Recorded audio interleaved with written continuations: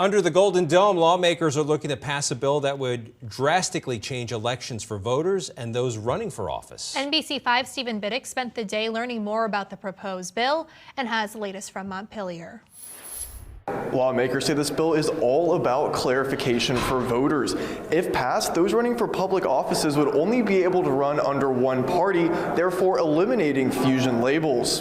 Dual party labels, I think, give more transparency, not less in most instances. In Montpelier, lawmakers are working on a bill that would disallow dual party labels, requiring a candidate to run only under one party.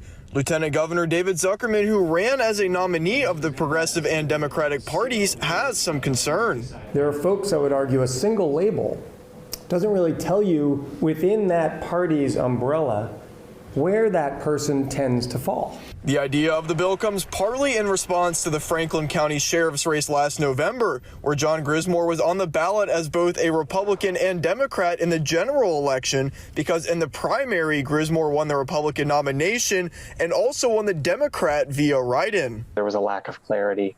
There was confusion around, the party labels appearing on the ballot and the impression that voters were given by that. The Franklin County Democratic Party was never in support of Grismore even before the release of the video of him striking a detained man. 4,500 ballots that were cast, only 237 of which wrote in a particular candidate's name, and that secured the nomination for the party. I guess I would just point to the fact that there was that's a representation issue. The proposed bill would also end the sore loser law, which allows losers of their party's primaries to run as independents in the general election. But with the rarity of a loser playing spoiler in a race, Zuckerman doesn't see the need. So 3 instances out of 8 election cycles, 180 seats, that's 1,440 seats with 3 instances. So this problem has occurred 0.2% of the time. The bill would also allow political parties to take an unlimited amount of donations from candidates, which has some lawmakers concerned that it could create favoritism within parties.